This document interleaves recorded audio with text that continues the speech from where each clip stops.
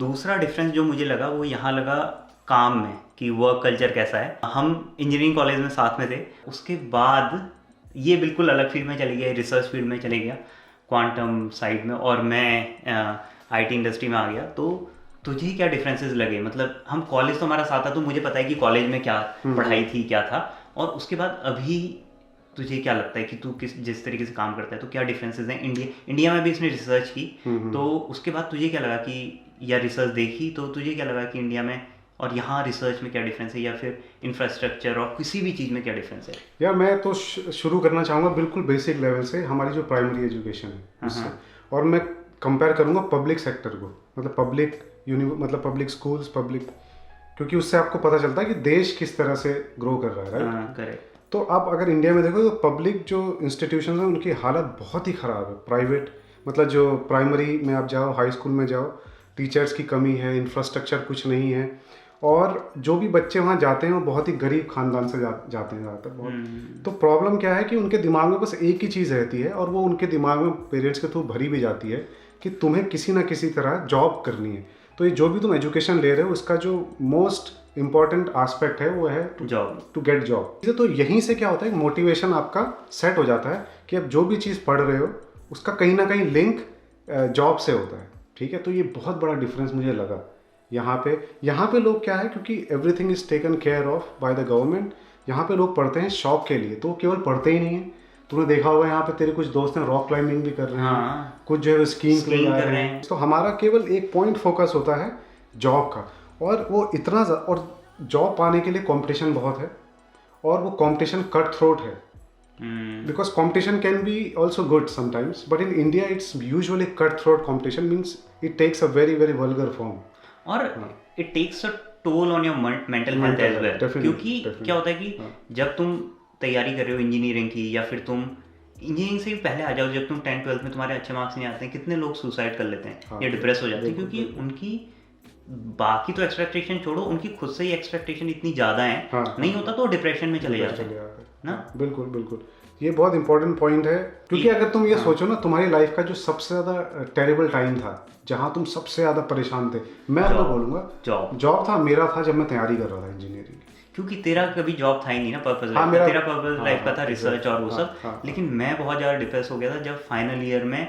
सबके प्लेसमेंट हो रहे थे और मेरे नहीं हो रहे थे, तो मुझे लगा दिस इज दी एंड, और बहुत ही गंदा टाइम था मेरा। तो अब अगर हम बात करें क्वालिटी ऑफ टीचिंग की, जैसे, तो क्वालिटी यार, टीचर जो है वो इंडिया में पढ़ा रहा है, खुश नहीं है। तुझे मैं एक चीज़ इसी में ऐड करता हूँ। मुझे याद है जब मैं छोटा था, मतलब ये 6, 7, 8 क्लास में, भाई वो टीचर आते थे, कहते थे एक एक पैराग्राफ सब पढ़ो, हिस्ट्री का जैसे है, एक एक पैराग्राफ सब पढ़ो, और सबने पढ़ा लाइन से उधर से, और इधर जब तक खत्म हुआ चैप्टर खत्म, सबने पढ़ लिया चैप्टर खत्म, ऐसे हमें सिखाया। तो वही ना, और टीचर आके सो जा रही क्लास में। एग्जैक्टली, ये क्योंकि उनका भी कभी पैशन नहीं था टीचिंग, उनका भी वो जॉब सिक्योरिटी थी बस।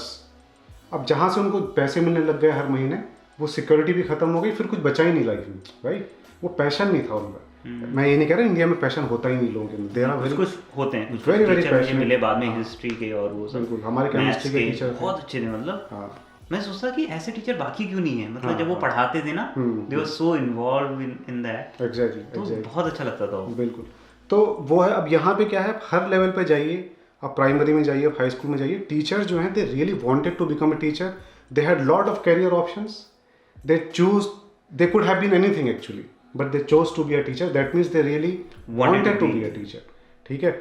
वही चीज़ आप रिसर्च में आ जाओ। रिसर्च में अगर आप इंडिया की बात करो, तो इंडिया में क्या है, लोग जाते हैं रिसर्च करने विथ लॉट ऑफ पैशन, क्योंकि रिसर्च के लिए तो आपको पैशन चाहिए, क्योंकि यार आप बैचलर्स करते हो, आप देखते हो आपके दोस्त प्लेस हो गए हैं, लेकिन आप फिर भी मास्टर करते हो, फिर आप देखते हो कुछ दोस्त प्लेस हो गए, आप फिर पीएचडी करते हो, इसका मतलब कहीं ना कहीं पैशन है।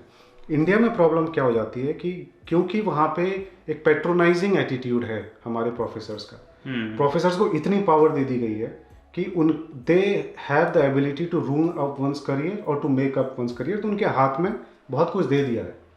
तो उससे क्या होता है कि बच्चा जो है वो शुरू में तो पैशन के साथ आता है, लेकिन फिर वो उनकी टर्म्स एंड कंडीशंस में काम करता है, फ्री नहीं होता वो। यहाँ पे क्या है, जब हम लंच करने जाते हैं, तो क्योंकि मैं एक रिसर्च इंस्टीट्यूशन से जुड़ा हुआ हूँ, तो वहाँ पे भी कहने को पोस्ट होती है, जैसे मास्टर स्टूडेंट हो गए, पीएचडी हो गए, पोस्ट डॉक्स हो गए, असिस्टेंट प्रोफेसर हो गए, एसोसिएट प्रोफेसर हो गए, सब लोग साथ बैठ के टेबल पे खाना खाते हैं। और जोक्स भी वो एक Jokes दूसरे पे क्रैक एक करते दूसरे हैं, पे crack मतलब करते हैं। ऐसा नहीं है कि मेरा सीनियर है तो इस पे मैं क्रैक नहीं कर सकता। एग्जैक्टली। तो इंडिया में जो मुझे लगता है जो इसका कॉज है, वो कॉज है हमारा जो कल्चर है, हमारे इसमें गुरु शिष्य परंपरा चलती है ना। तो गुरु शिष्य परंपरा में क्या होता है कि आप गुरु की बहुत रिस्पेक्ट करते हो, तो गुरु जो है आपको जो भी सिखा रहा है सपोजिटली वो आपके भले के लिए है। तो हो सकता है एंशियंट टाइम्स में जो गुरु थे वो बिल्कुल they were very pure at heart, तो आप उनको सब कुछ दे रहे हो but they are not taking advantage of you. आजकल क्या है, वो परंपरा तो चली आ रही है लेकिन लोग जो हैं वो करप्ट हो गए, ठीक है। Correct. तो आप तो उनको सब कुछ दे रहे हो but they are, because you are totally vulnerable in front of them, so they are taking advantage of you. अच्छा, एक बहुत इंपॉर्टेंट चीज़ जो है जो कि which has really paralysed our research I would say in India, ठीक है। I dare to say that India research is not at power with European, Chinese, ठीक है, मतलब नहीं है वो, ठीक है। वो आपको बहुत सारे पैरामीटर्स में दिख जाएंगी, ठीक है। If you leave the elite institutions, IIT, they are very good at research, IIT, आईआईएससीज, लेकिन उसके नीचे फिर नहीं है रिसर्च। मतलब बेसिक साइंस में सेंट्रल गवर्नमेंट इंस्टीट्यूशंस में है, लेकिन रिसर्च जहाँ स्टेट गवर्नमेंट में भी होनी चाहिए लेकिन नहीं है वहाँ पे। उसका सबसे बड़ा कारण जो मुझे समझ में आता है वो है इनएबिलिटी टू आस्क क्वेश्चंस, ठीक है। हम क्वेश्चंस पूछने में डरते हैं। ऐसा यार, ये मुझे लगा, और ये अभी तूने बोला ना, मुझे टच हुई वो बात Exactly. कि क्यों है ऐसा, क्यों वो डरते इसलिए हैं? है क्योंकि हमें बचपन से सिखाया जाता है क्वेश्चंस मत पूछो। जैसे तू बच्चा है, मम्मी कहेंगी पूजा कर, तू कहेगा क्यों करूँ पूजा, डोंट आस्क क्वेश्चंस। और यार रिसर्च का तो मतलब ही क्वेश्चन है ना, ठीक है। You have to question everything.